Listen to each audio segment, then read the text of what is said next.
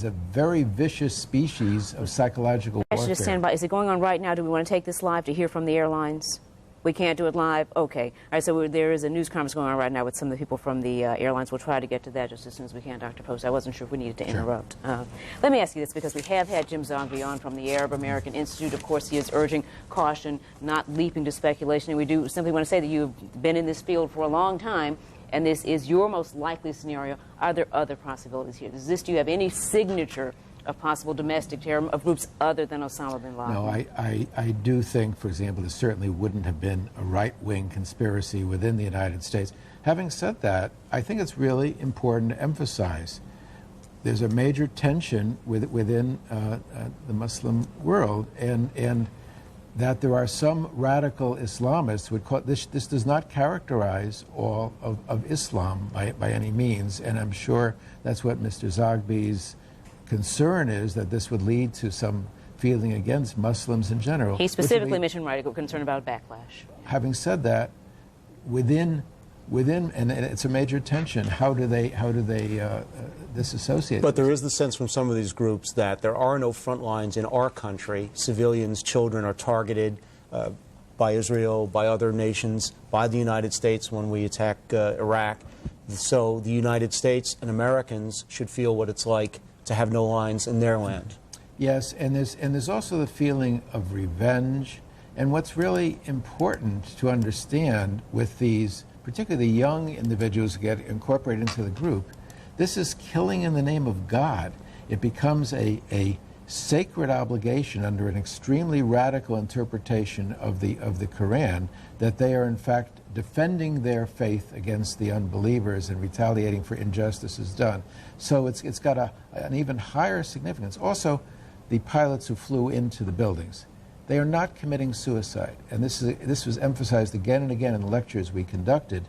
They, in fact, they are seeking martyrdom, which is very different than suicide.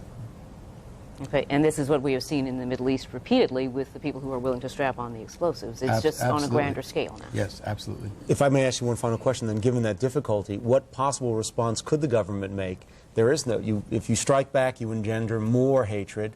If you don't strike back, you look vulnerable. So the United States is literally, as Lark said, in a box here. Yes, I think that's very true in the immediacy of the situation, and it's very important that we not overreact in the immediacy of this situation. In the long term, what's terribly important is this is not a war won with bombs and with retaliation of Delta forces. This is a war for people's minds, and that is what is really crucial. Could this attack been carried out without any government sponsorship from the Sudans, from the Libyas, from any of those countries which we have associated with terrorism? It is possible indeed, because the Al-Qaeda group is almost a... and this is bin Laden's group. This is bin Laden's group. It's almost a non-government government. I mean, it's so widespread. Having said that, there are a number of facilitating countries who have often provided logistical support in the past in a deniable fashion. Let me ask you about what some of the likely immediate response is going to be in terms of more security here. We're just hearing the possibility that they are going to close, at least for today, the U.S.-Mexico border. Is that an appropriate response to this type of incident? That strikes me as a somewhat strange one, but having said that, we had coming over the Canadian border some Algerian Islamists supported again by Osama bin Laden, who had as a target the Los Angeles airport. I want to ask you about a historical point here. During the 70s, reign of terrorism swept through Europe. You had the Red Army. You had the bombings at the Rome airports. You had incidents at Lod Airport. And yet those groups apparently were successfully infiltrated and vanquished, or at least we thought they were. Now, what happened then and what possibly might happen now? Well, it's important to distinguish among the different types of terrorism. Those groups you spoke of, the Baader-Meinhof gang, Red Army faction, Red Brigades, were social revolutionary terrorists who saw themselves as inspired by Marxist-Leninism.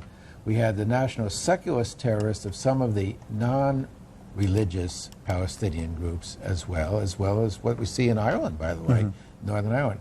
Well, what we've now seen in recent years is an increase of religious fundamentalist terrorism. And what is frightening about that is, unlike other terrorisms, which are seeking to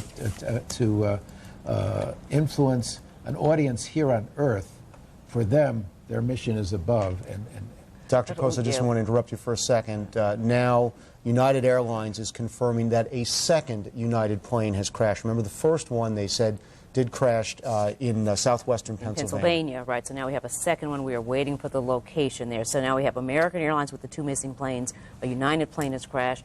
And now confirming a second one. We're going to have that location probably in just a moment. Dr. Post, stand by. We want to go to our John Henrahan, who's at Arlington Hospital. John, what have you got?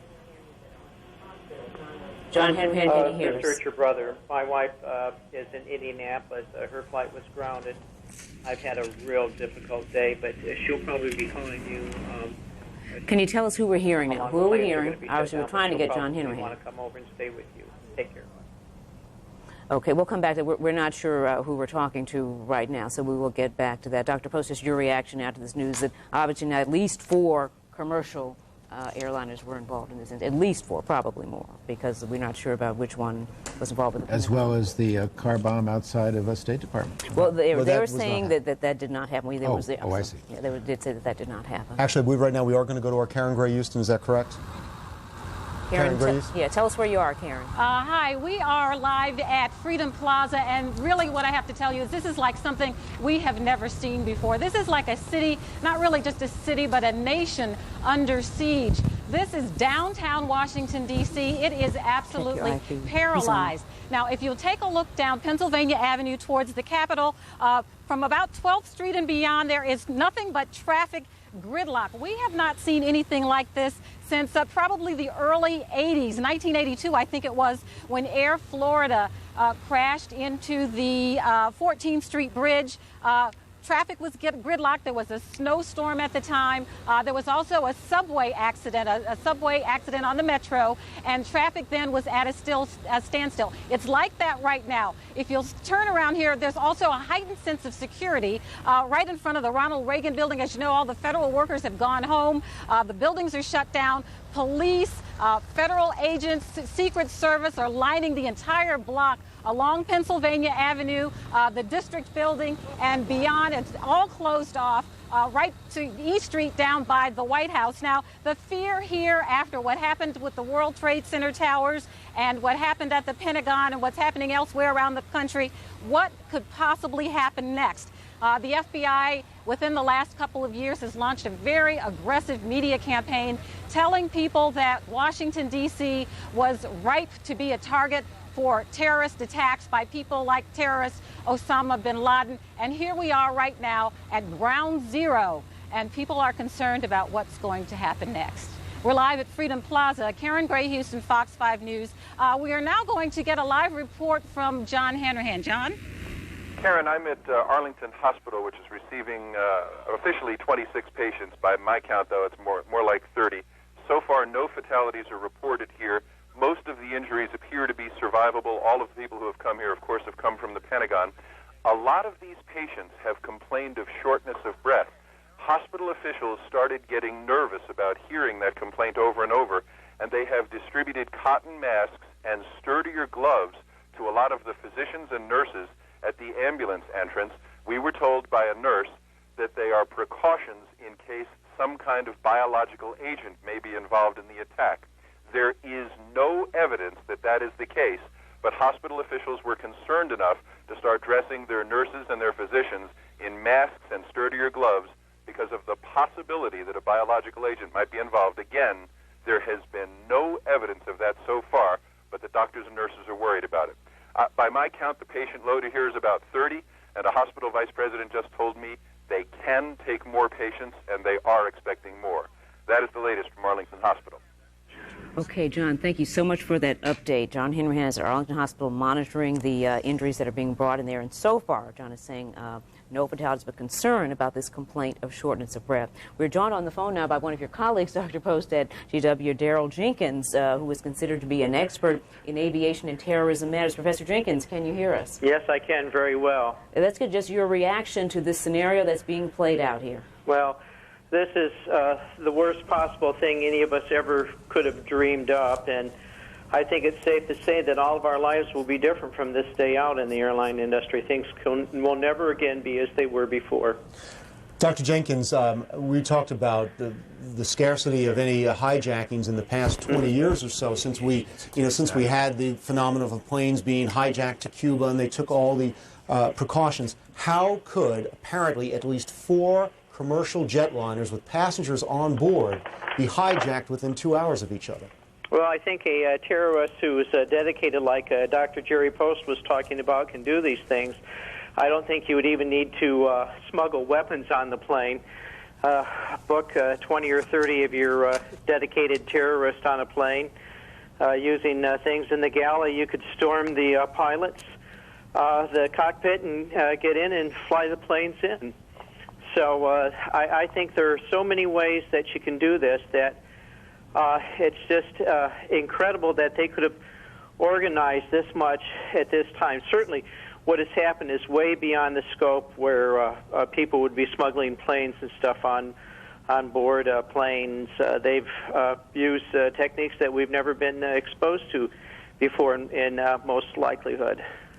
And of course, Professor Jenkins, recently the airlines put into place a new profile screen, a very controversial screening method where they were supposed to target and select out some of these people who they might be at risk.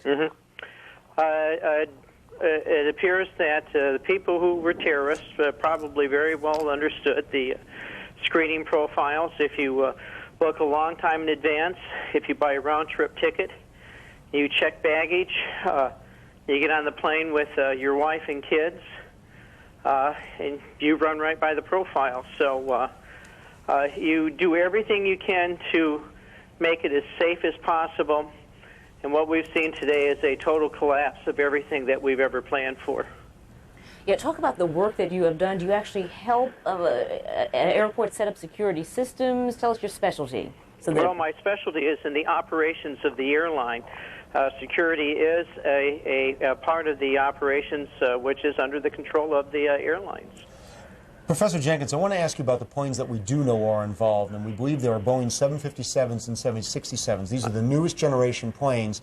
From the itineraries that we're getting from the airlines, they all seem to be on long flights. Yes, Dulles to L.A., Boston to L.A. Significance there of anything?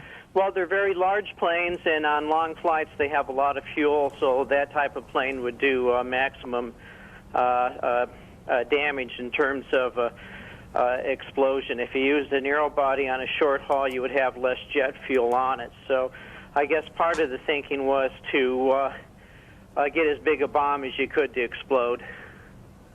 Dr. Post, any questions occur to you for your colleague, for Professor Jenkins, as the questions that you will be studying when you look at this awful day?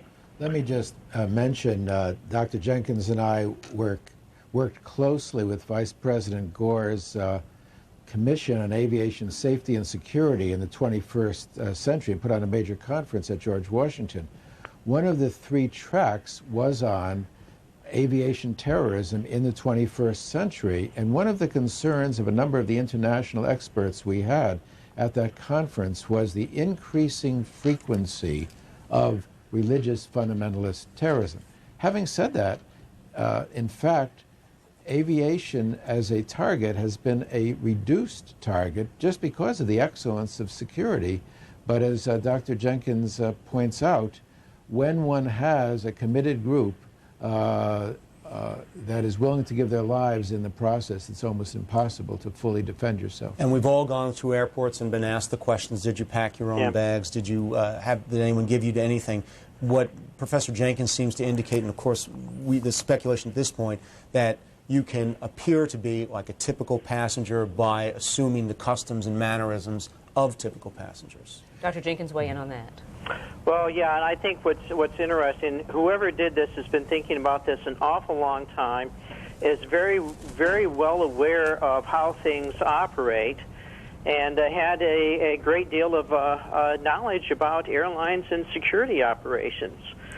So I think probably Jerry and I are going to spend some time with the airlines and the FAA and others, and we're going to be doing a a lot of thinking about the future and what we're going to do to make sure something like this never happens again. We just want to tell our viewers what they're seeing now. This is tape, and we'll try to, make that clear when it is tape of when they were evacuating the White House earlier in response to this incident. We also want to point out, too, Ark, that the D.C. National Guard is telling all members of the 372nd MP Battalion, Military Police Battalion, and that includes all the subordinate companies of the 372nd. They're being told to report to the Army as soon as possible. So if you're a D.C. National Guard member in the 372nd Military Police Battalion, please report for duty. Just want to update a couple of other things. The Red Cross is making an appeal for blood donations. We also understand that Verizon is experiencing some phone problems. Is it just with cell service? Where are the Verizon problems? Landlines and cell service, no doubt, because so many people are obviously trying to call into Washington, out of Washington, because of concern over the situation here. So you may be experiencing some problems with your phone service. Dr. Jenkins, I want to ask you a quick question about security in the cockpit. We've been told that those cockpit doors are often open, even though they're locked. They're often open and closed during the flight attendants going back and forth and that sort of thing, the pilots even coming back and forth. But are those doors supposed to be secure enough to keep people from getting in there? The doors are secure, and under normal circumstances, a passenger on himself without any external force would not be able to get in. So I assume, I'm not sure what they were using. There are probably items in the galley there that you could take, and if you had more than one or two people, you can pretty well go through any door. Wouldn't, though, is there any sort of instant alarm, silent alarm, anything that goes off initially after the first incident that would have alerted the FAA and certainly airline officials that there was a problem? Because obviously we had a series of these incidents within a fairly short time. I am not sure of anything that happened in any of these cockpits.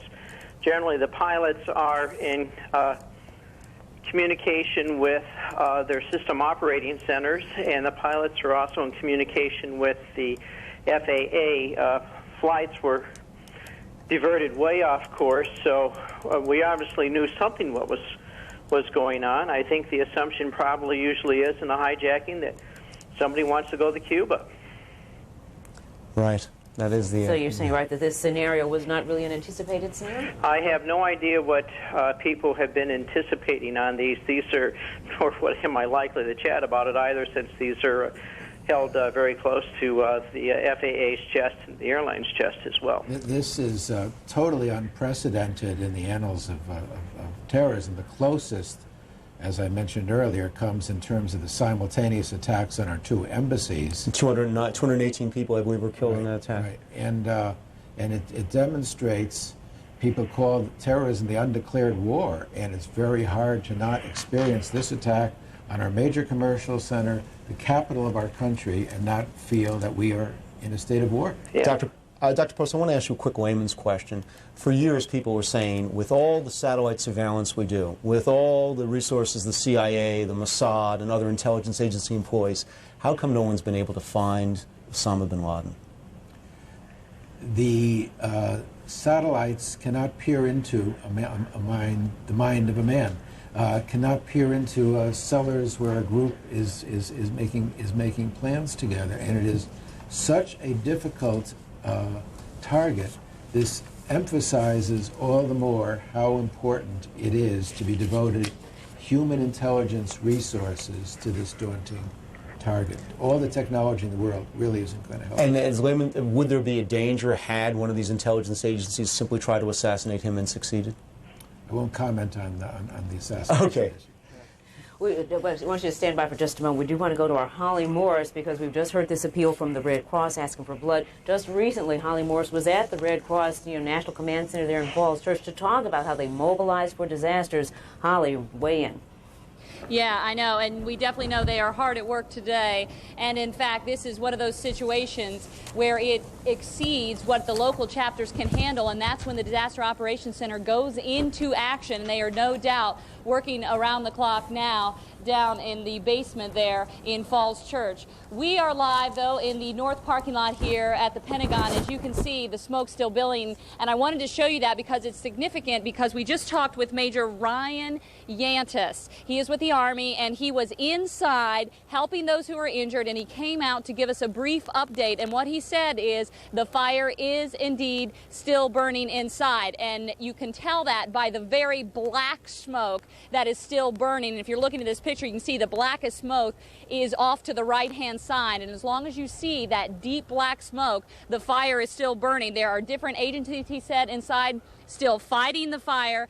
They are unsure at this point of the total number of casualties, but they have treated a lot of people with burns, cuts, abrasions, smoke inhalation, and in fact, we saw the makeshift triage center as we were walking across the river entrance of the Pentagon earlier this day. I think we have some of that footage. If we can show that, you'll see this is where the Red Cross people, volunteers, were getting together. Also, staff within the Pentagon were getting their directions to go inside, and they were getting all the different supplies that they needed. You heard John Hinrahan reporting that they were calling for more supplies over here, and in fact, there still are people inside that are injured. Major Ryan Yantis confirmed that for us. He said inside you will see a lot of structural damage, as you can imagine, but also still people in there who are hurt that they are working on. And in fact, they moved part of that triage into the inside of the building so they could get those supplies closer to those people. They are still trying to account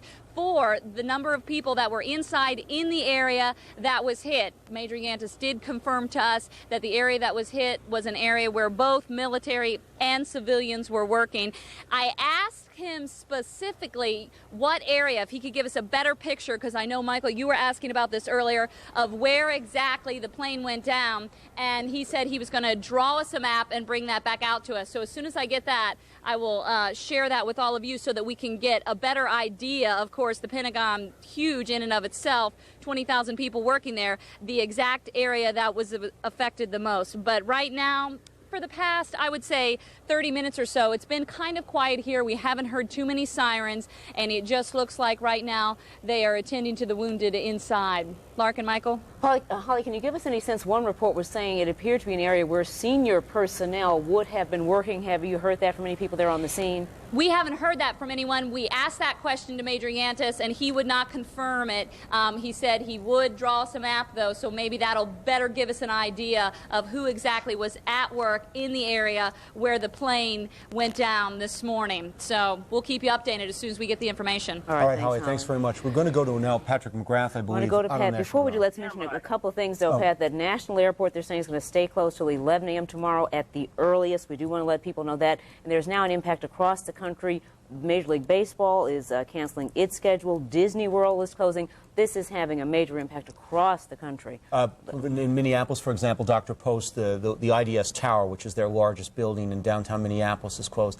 But in reality, how long can we continue these types of... We can't stay out of malls and baseball stadiums and the National Mall for an... That's right. But I'm not going to give you a chance to answer, Dr. Post, unfortunately, because we do need to go to Patrick Let's go to Pat McGrath. I'll get an answer for that in a second. Pat. Well, Lark and Mike, just if we can make a point of good news, behind me is the Capitol. The Capitol was evacuated without incident. That is truly the #1 symbol of our country. Unfortunately, that was not targeted. Let me show you, though. I'm here on 14th and the Mall. Take a look down the street here. This is one of the major arteries for leaving our downtown Washington area. There are no cars on it right now to speak of, but there is traffic flowing, and indications are that that the traffic is flowing much better than it was. Earlier today at 8th and Pennsylvania Avenue, I saw some breakdown. You're looking now at the Washington Monument and panning around. And as you can see, there are people strolling around. There is no sense of panic.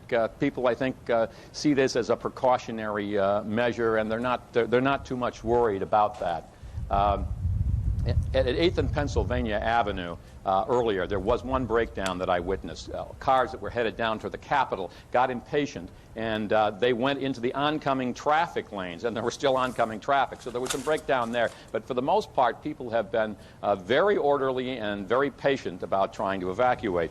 Earlier in the day, I ran into Mike McCurry, the White House press secretary under President Clinton. He was also the State Department press secretary. He says he's never seen anything like it. That's kind of the statement of the day from everybody, including McCurry. He says He said the White House knows how to go to war, and that's what they're probably working on now. And he doesn't mean literally a full-scale war, but he clearly is talking about a major military response.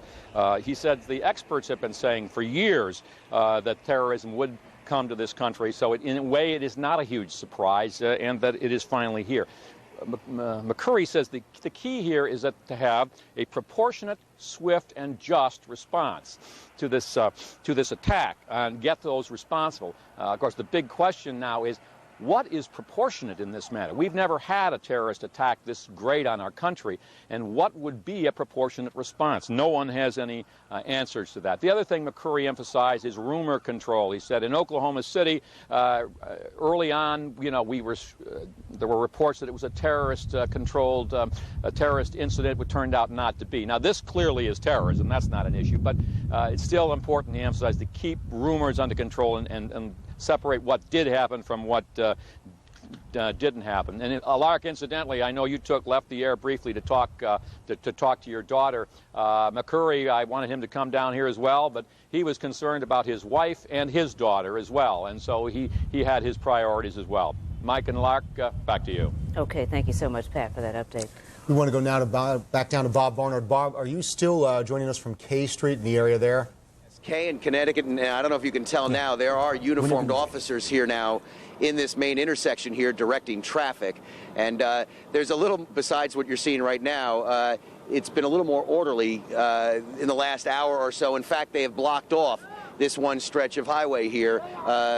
Actually, it's Connecticut Avenue, 17th Street, going back toward the White House. So it's been shut down. Police are in the intersection here. Fewer people are in the downtown area, even though it is still lunch hour. I am thinking because of what we saw in terms of numbers within the last hour and a half or so, that most people have already made their way home. They're out of here. And what people are telling us from Metro, passengers from Metro, is that the red line is running the entire way, but that the yellow and blue lines are being affected because of the fire out at the Pentagon. The pictures you've been showing our viewers, the fire from the Pentagon. But again, you see police are trying to take control here, and frankly, motorists are disregarding the traffic lights. People are just going. Not a sense of panic.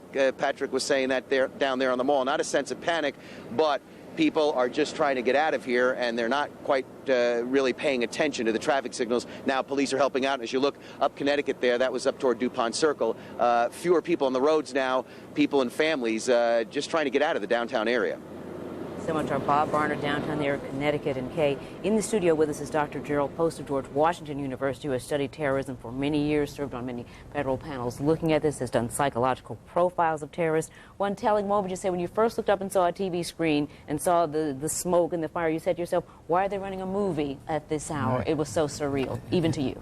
Absolutely. And this is really extremely unprecedented, the simultaneous attack on two cities, simultaneous attacks within this city, which could only come from a group that has very sophisticated logistics, the capacity to coordinate multiple cells, and that strongly suggests, as with the simultaneous bombings in Kenya and Tanzania, Osama bin Laden's al-Qaeda organization. You know, Dr. Post, we had always said that after the Oklahoma City bombing that we would never be the same way we would be after that, and certainly that will be the case again today.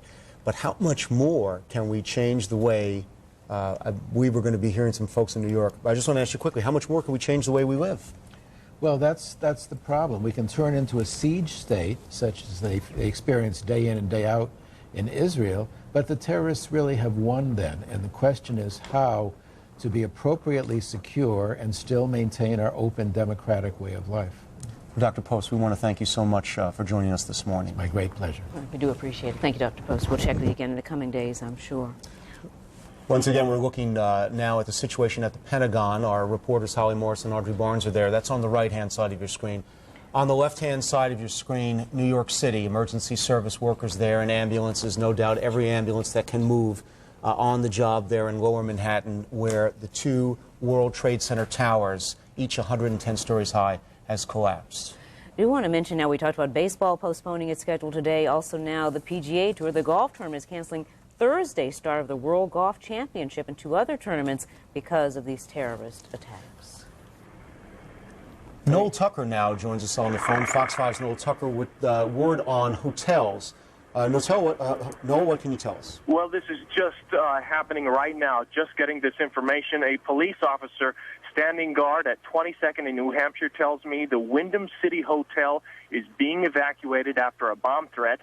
Also, the Monarch Hotel on 2401 M Street is being evacuated from a bomb threat. He says a number of other major hotels are being evacuated. And get this, he says, according to the radio traffic, the police radio he's listening to, police are apparently finding packages. He could not confirm this. This is an officer standing guard here on this street, which has been blocked off now to traffic. And he is saying only he is hearing on the radios that police are finding actual packages that are suspicious. So far, the Monarch Hotel and the Wyndham City Hotel are being evacuated, as well as a number of other hotels. He couldn't name them specifically. Right now, at 22nd in New Hampshire, the road is blocked off from on New Hampshire down to about M Street, and traffic around here is bumper to bumper, not moving at all. But no, we should point out that is police traffic. It's often the first report of officers talking to each other. And at this stage of the game, does everything appear to be orderly as they're getting the guests out of these hotels? Yes, people do look like they're walking. Some people still standing around, and there is definitely a police presence here. They have the tape up around the block. They have all the police cars here, but no real action. I don't see any bomb squads. I don't see anyone rushing around. Police at this point just standing guard. And as you mentioned before, this officer with the D.C. Police Department tells me he cannot confirm any of these packages being found, but this is what he is hearing on his police radio. Okay, thank you so much, Noel Tucker. And again, do want to emphasize it's unconfirmed, but it does give you a sense of the potential chaos that can be created when you have actual horrific events. So if others do want to try to capitalize on this or to create even more chaos, tie up police resources, you can do that fairly easily. And obviously the authorities are going to try to sort out what threat is real, what's credible, what is most urgent. They're going to have to prioritize here. Of course, we have reporters out all around the Washington area monitoring the situation. Our Will Thomas has been in Northwest Washington. Good afternoon. Will Thomas coming to you from Wisconsin Avenue in Chevy Chase, Maryland. As many of you know, this is a major commuter artery from Washington into Maryland. Right now, a real parking lot. It looks more like a time during the morning or rush hour commute, a real parking lot. Many people leaving work, some people leaving to pick up their kids, some people leaving town, like this man, Ali. Where are you headed? Miami, Florida. Now, why are you leaving the city? Why am I leaving the city? It's not that I'm buying into the panic. I just want to be safe. You know, this is Washington, D.C. It's the capital of the United States. God forbid anything else happens, I just want to take a risk. Now, I just spoke to you a moment ago. You said your family is in Pakistan. How is this story playing out there? They're condemning everything. They're saying this is horrible. You know, America is one of our good friends. It is absolutely disgusting what has happened over here. And of course, we're seeing a lot of this. Right now, what you saw, 2 Suburbans filled with what appeared to be Secret Service police officers. It's hard to exactly tell what type of law enforcement officials they were, but you could see them in flak jackets and guns. They may be just heading to protect a building, to secure an area, which is the case throughout Washington, D.C. right now, and of course much of New York. But at this point, we haven't heard of anything happening in this area, Chevy Chase, Maryland, Bethesda, and Northwest Washington, other than people just trying to get home or leave the area. As you just heard from Ali, some people just want to leave the town, leave the area temporarily. But what we can tell you is from what we're seeing, people appear to be obeying traffic signs and appear to be taking a little extra time, which may be the best advice right now. In just a few minutes, we're going to head to a nearby metro station. We'll report from there. For now, I'm Will Thomas. Back to you. All right, that was our Will Thomas reporting from Northwest Washington. We do want to go now to our Audrey Barnes at the Pentagon, and we do want to mention now that Pentagon spokespeople are now talking about the possibility not only of extensive casualties, but an unknown number of fatalities. So let me be sure, what's the picture that we're seeing now? Is this New York we're seeing here? It's so hard to sort this out. Audrey Barnes is at the Pentagon. Let's go to our Audrey. Let's go to Audrey Barnes. Lark, there's still quite a scene out here. Right now it's shifted from a fire mission to primarily a rescue mission. They're trying to get some of the patients out of there. There's a lot of medical personnel that have been bussed in from different hospital centers that are now on the scene, helping with to triage patients there on the grounds. And some patients have already been airlifted out here. We've seen several ambulances go by as well, transporting patients to local hospitals. And as you can see, the flames are still shooting out of the windows of the Pentagon, and this is several hours after that plane went into the building. And about half an hour ago, we saw another 12 vehicle caravan of emergency vehicles from Washington, D.C., Arlington, the surrounding area, go back over to the Pentagon scene to help with the fire and the rescue effort over there.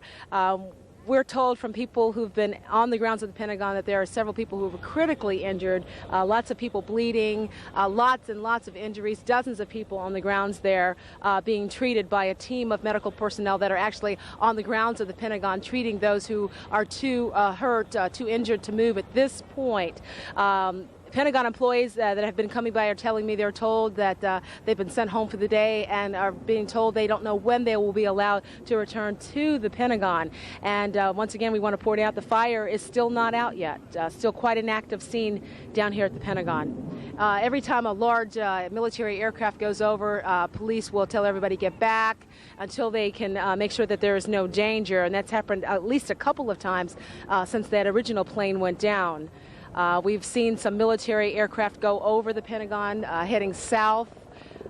Lots of activities still here, and lots of people still in shock. We've seen groups of employees from the Pentagon trying to hook up with other people that they work with, trying to make sure that everyone is accounted for. And a lot of people tell me, frankly, they're in shock. They've never seen anything quite like this and don't know exactly how to react out here at the Pentagon. Audrey, we have a quote from Nebraska Senator Chuck Hagel that sums up probably what a lot of people are thinking. He is now calling today's terrorist attacks the second Pearl Harbor. Yes, and we also will have some updates now on some local government action here. Arlington officials are asking now all deputy sheriffs and fire department personnel report to their stations. Those on standby should definitely call in to see if they're needed. I'm going to hazard a guess that they will be needed. Also, as we have been reporting, D.C. National Guard, 372nd Military Police Battalion, and all supporting companies also asked to report to the Armory. I do believe we'll also have some new pictures now of New York City and the collapse of the Twin Towers. We'll be seeing those shortly. No hard estimate yet of casualties. This is the scene on the ground, and a horrific one at that. You can see people in the lower Manhattan part of where the Twin Towers, they're covered with dust and rubble for those buildings. Unfortunately, though, these are the lucky ones, those able to walk away from this terrible, terrible disaster. Right, and these are some of the first ground level pictures that we're seeing up close of some of the folks who were underneath. As you said, these are the lucky ones. They are able to walk away, but it just gives you some sense there. I mean, just look at the streets, look at the level of dust from these collapsing buildings. Yeah. As we'll have much, now this picture's taken obviously when at least one of those towers was still standing. I believe this is the first tower, tower number 2, which was hit first just before 9 o'clock. Our Paul Wagner joins us live once again. Wait, this is the collapse. And this is literally, you can just watch this picture for a moment.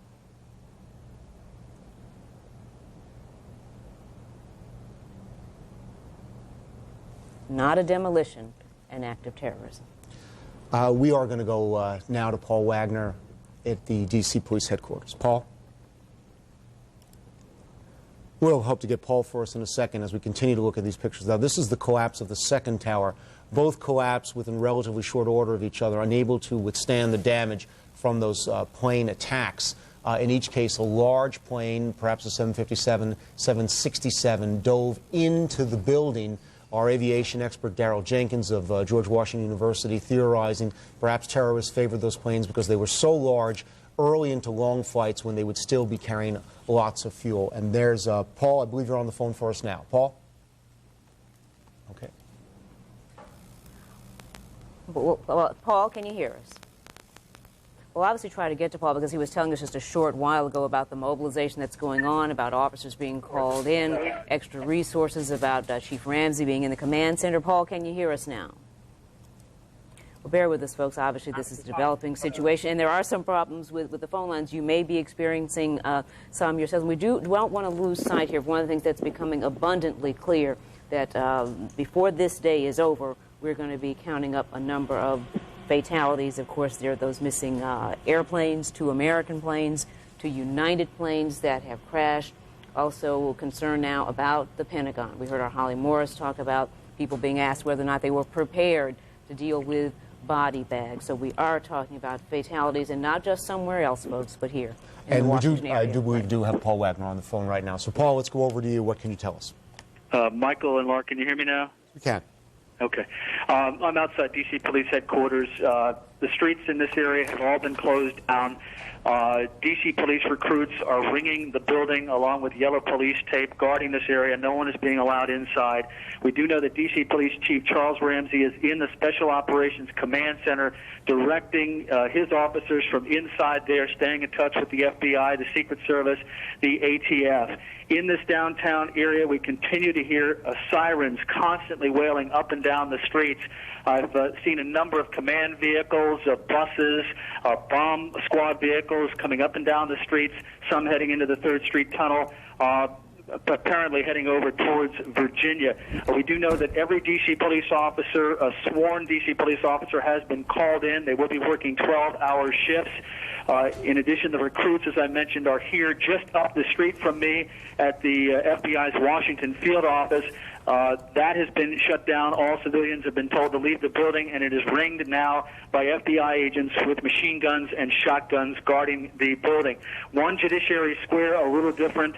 There are police officers in this area, but they are not guarding the building like they are here at police headquarters and over at the FBI's Washington field office. Now, I spoke with a spokesperson inside the field office a short while ago trying to get information, but they were basically telling me that they were having just as much trouble getting information as everyone else is, that everyone has been swamped with calls, trying to get information, then trying to exchange that information. So at this point, even the FBI's Washington field office, the people trying to give out information to the news media, also unclear exactly what is happening at this point. Now, I spoke with the chaplain of the D.C. Police Department a few minutes ago.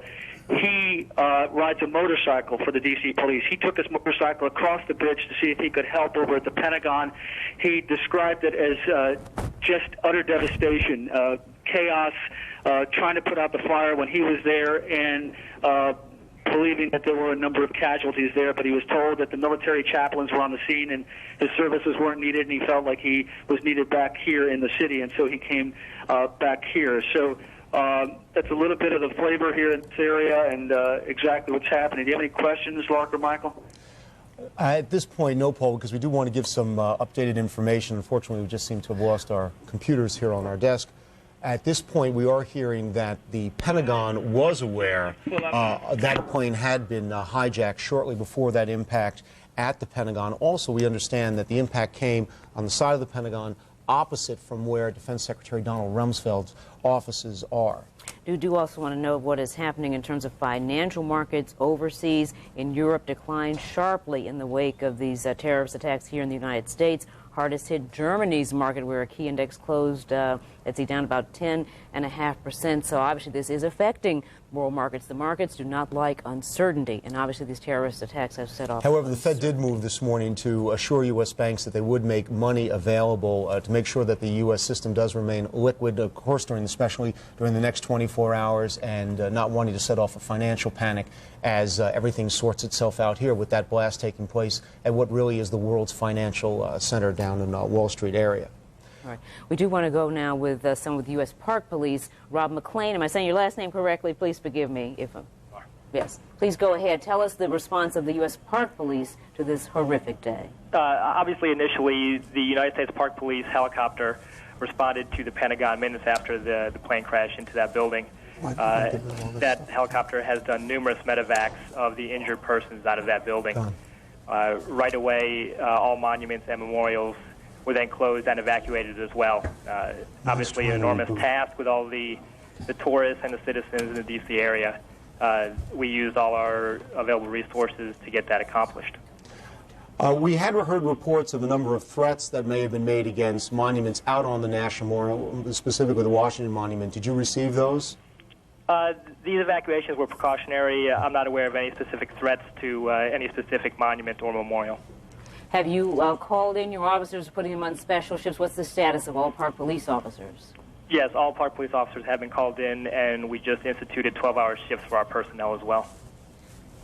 Okay, thank you so much for joining us with that update. We do appreciate it. Right now, we do want to go to our Beth Parker. She is live at the U.S. Capitol. Beth, what is the situation there? This building was evacuated, the complex there evacuated earlier this morning. Beth? Yeah, that's right, Michael. The Capitol was evacuated, and it's almost like the city is, in a way, kind of shut down. If you look back behind me, you can see that smoke, that gray smoke still billowing from the Pentagon. We are told that fire still burning 4 hours now after the Pentagon was struck by a commercial jetliner. Looking around down here, the streets are actually quite quiet. The Capitol building, as you said, has been evacuated.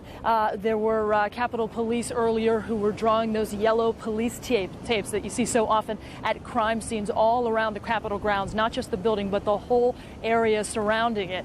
Earlier, I was actually at Union Station trying to get on a train to go to New York and managed to get on the train. It was a 10:10 train, and they actually then pulled us off the train, and not just pulled us off the train, but evacuated all of Union Station.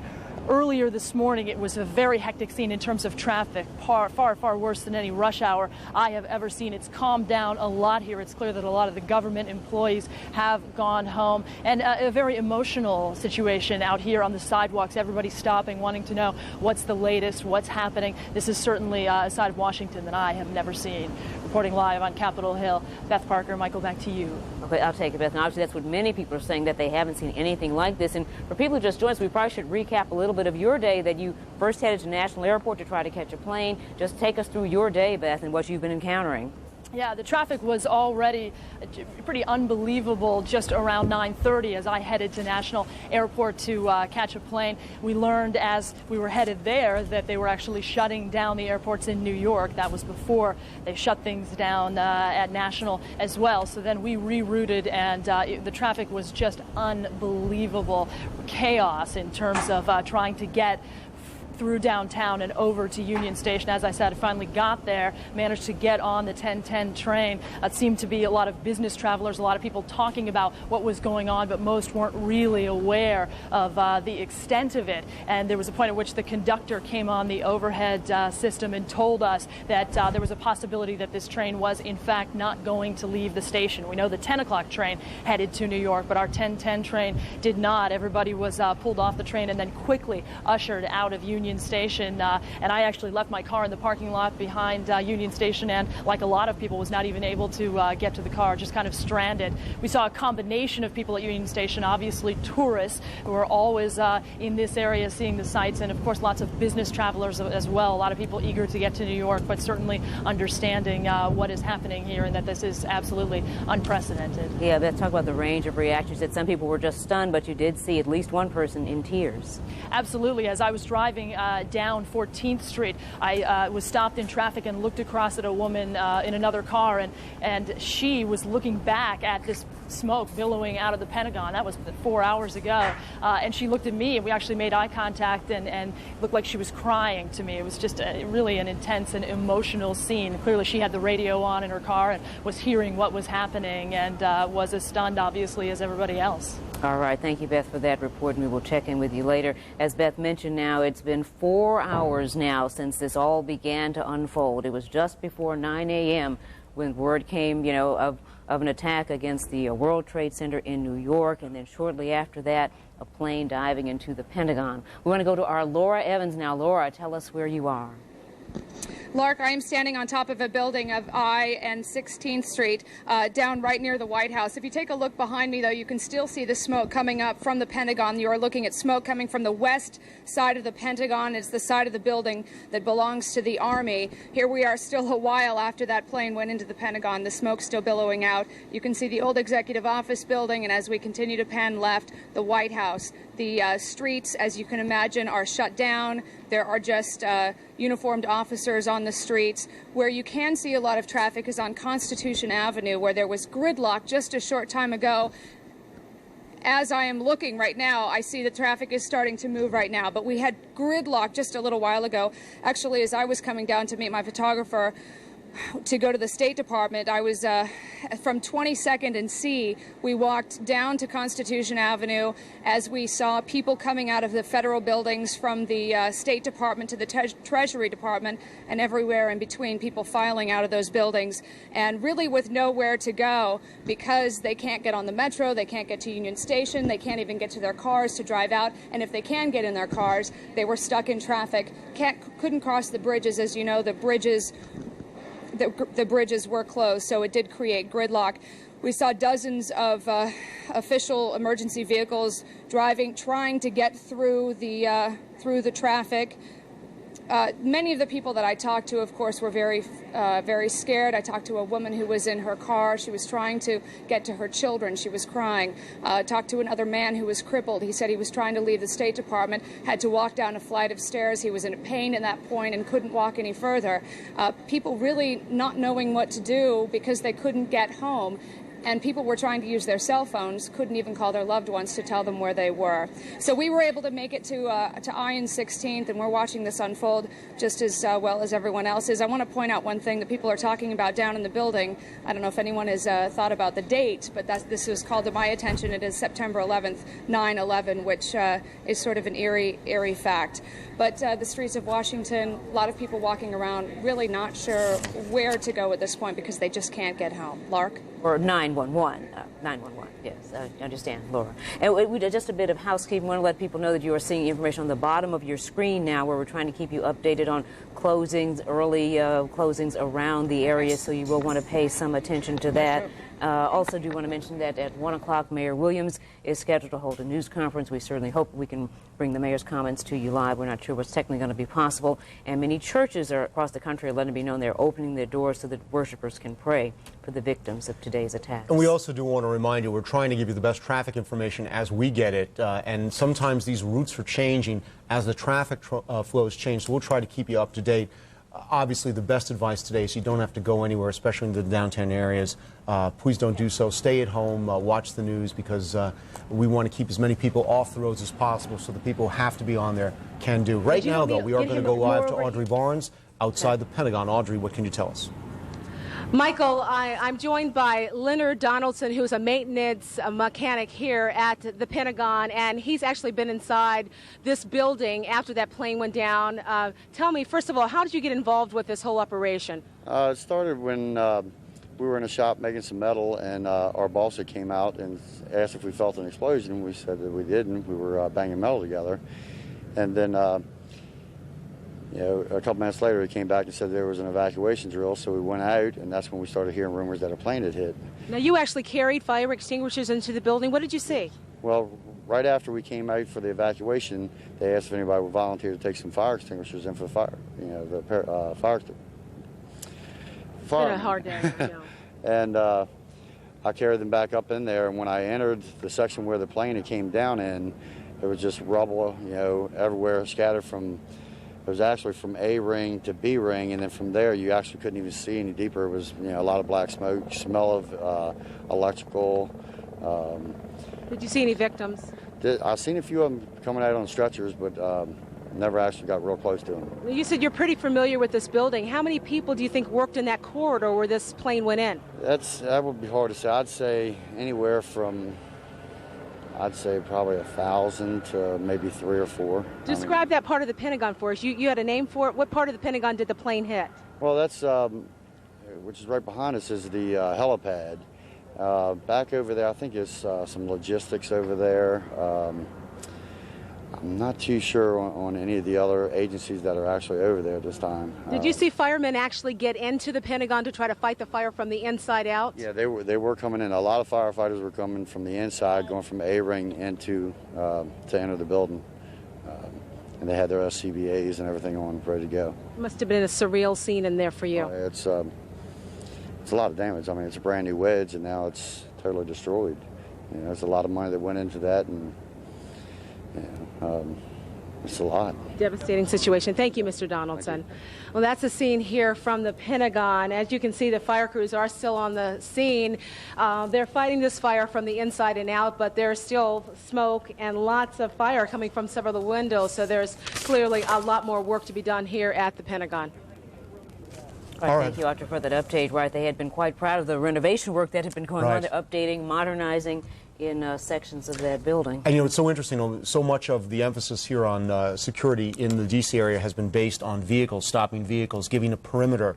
You know, the gates that exist at the Capitol, outside the White House, there in the Pentagon itself. And who would have thought and who could have imagined that the threat would come from the sky on this day? We are awaiting, as Lark has reported, in just about 5 minutes. We should have the first of several press conferences, first from Mayor Williams and then also from the Washington Hospital Center.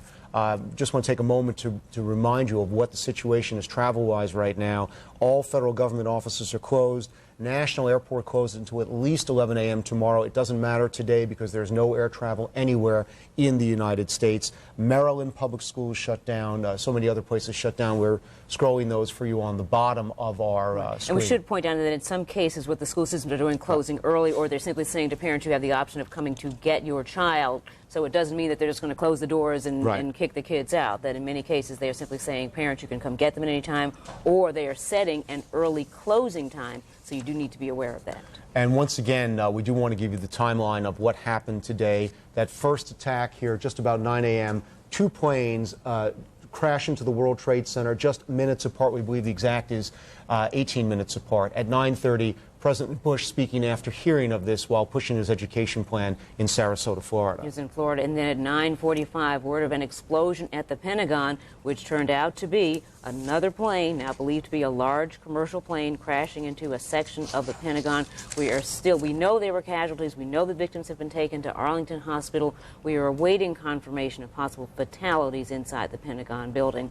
Then around 10 o'clock, word that a plane had crashed in Pennsylvania, and this is now believed to be one of the United airplanes that is missing.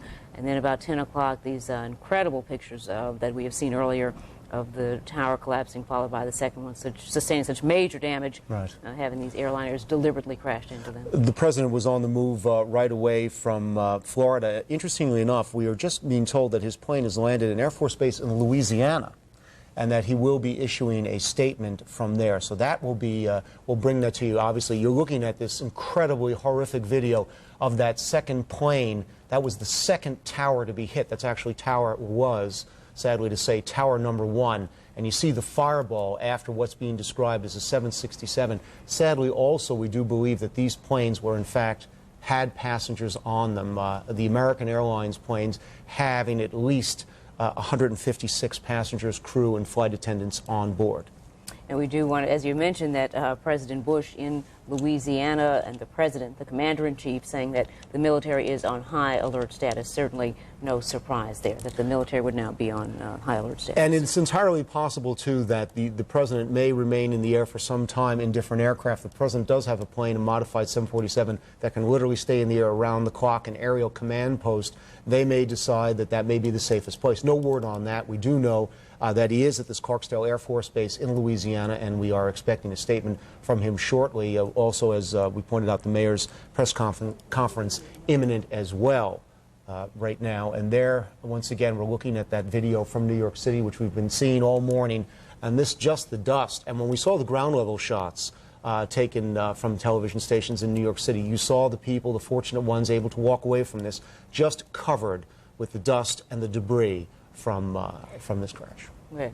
And we should point out, though, it's Barksdale Air Force Base, Louisiana, that the president, when he made his comments in Florida, did say he was returning to Washington. So obviously that plan may be changing. They may have decided for any number of reasons that may not be the wisest course at this moment.